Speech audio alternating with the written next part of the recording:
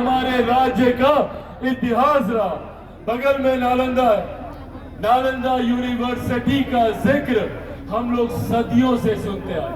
जब देश को क्या दुनिया में भी किसी ने शिक्षा के महत्व को नहीं समझा था, तब से हम लोग नालंदा यूनिवर्सिटी की चर्चा करते हैं। जब अलग अलग देशों के राष्ट्रीय अध्यक्ष आते हैं और मां महिम राष्ट्रपति उनके स्वागत में भोज देती है, तो उस कार्यक्रम में एक बड़ी तस्वीर नालंदा यूनिवर्सिटी की लगाई जाती है।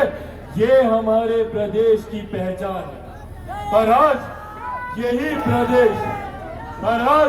यही प्रदेश विभिन्न प्रकार की समस्याओं से जुड़े और ये जिम्मेदारी अब हम सब पर आती है। हमारी पिछली पीढ़ी ने निरंतरता में संघर्ष किया, हमारे बुजुर्गों ने किया। मैंने खुद अपने नेता, अपने पिता आदरणीय रामविलास पासवान जी को देखा कि किस तरीके से उन्होंने अपना पूरा जीवन समर्पित किया कि कैसे हम लोग अपने प्रदेश को विकसित राज्य की श्रेणी में लाकर बराबरी पर खड़ा करें। पर कई तरीकों के मतभेदों की वजह से, कई तरीकों के विभाजनों की वजह से हमारा प्रदेश उस विकास की गति को हासिल नहीं कर पाया। और आज यही आग्रह करने आप लोगों के बीच आए। हम लोग को जात पात धर्म मजहब में बांटकर विभाजन की राजनीति सुनियोजित तरीके से की जाती है, ताकि हम लोग आपस में बटे रहें और हमारे प्रदेश को विकास से हम लोग अछूता रखें, ताकि यहाँ पर कोई विकास की बात ना करे, यहाँ पर कोई अपने बेहतर भविष्य की बात ना करे। इस तरीके के राजनीतिक षड्यंत्र जानबूझकर हमारे प्रदेश में रचे गए।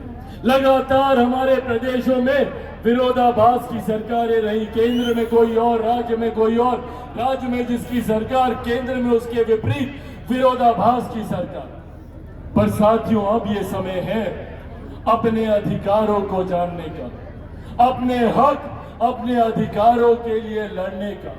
कब तक हम बिहारी दूसरे प्रदेशों में जाकर शिक्षा रोजगार के लिए दूसरे प्रदेशों का मुंह ताकते रहेंगे?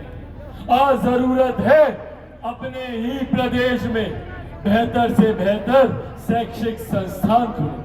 यहीं पर हम लोग को उच्च स्तरीय शिक्षा अपने ही प्रदेश में, और अपने प्रदेश में ही नहीं, अपने ही जिले में, अपने ही प्रखंड में, अपने ही गांव में हम लोग को बेहतर से बेहतर शिक्षा व्यवस्था मिले, स्वास्थ्य व्यवस्था मिले। ये लड़ाई बिहार फर्स्ट और बिहारी फर्स्ट लड़ रहा है, और यही आग्रह करने आज आप लोग के बीच आया।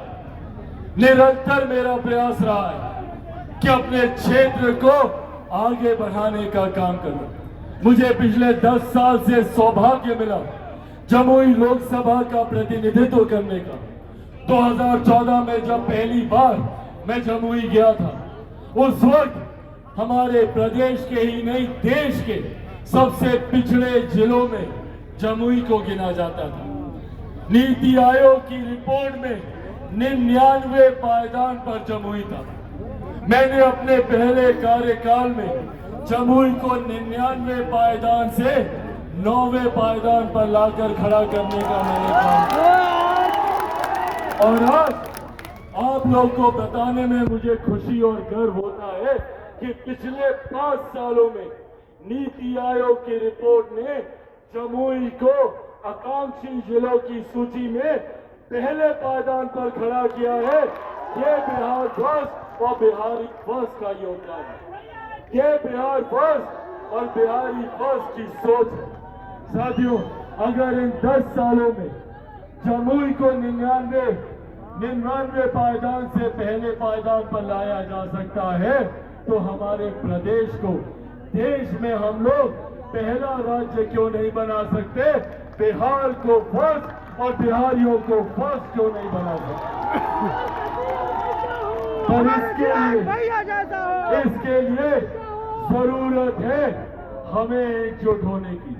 इसके लिए जरूरत है हमें एकत्रित होने की। और जब तक हम लोग एकजुट नहीं होंगे, और ये आह्वान मैं खास तौर पर अपने तमाम नौजवान युवा साथियों से करूंगा, पहचानिए अपनी ताकत को। बिहार को एक युवा राज्य कहा जाता है। आज सबसे बड़ी ताकत हमारी युवा आबादी है। लगभग 65% से ज्यादा बिहार की आबादी ऐसे युवाओं की है जिनकी आयु 35 वर्ष से कम है। सोचिए कितनी बड़ी ताकत है ये। अगर हम युवा एकजुट हो जाए, एकत्रित हो जाए, तो राज्य तो क्या, हम लोग देश को दुनिया का सबसे नंबर 1 देश बना सकते हैं। ये ताकत हम युवाओं में है। यही आग्रह करने आज आप लोग के बीच आया हूं। महिलाएं यहाँ पर मौजूद हैं। आप लोगों से आग्रह करूंगा, चाची साथ दीजिए, आशीर्वाद दीजिए। आप ही के बच्चों के वर्तमान और उनके भविष्य की लड़ाई बिहार फर्स्ट, बिहारी फर्स्ट लड़ाई। हम चाहते हैं कि बिहार में ही हम लोगों को हर सुख, हर सुविधा मिले, ताकि किसी को अपने घर परिवार, चाचा चाची, नाना नानी, दादा दादी, भाई बहन, यार दोस्त, रिश्तेदार को छोड़कर किसी को दूसरे राज्य जाना ना पड़े।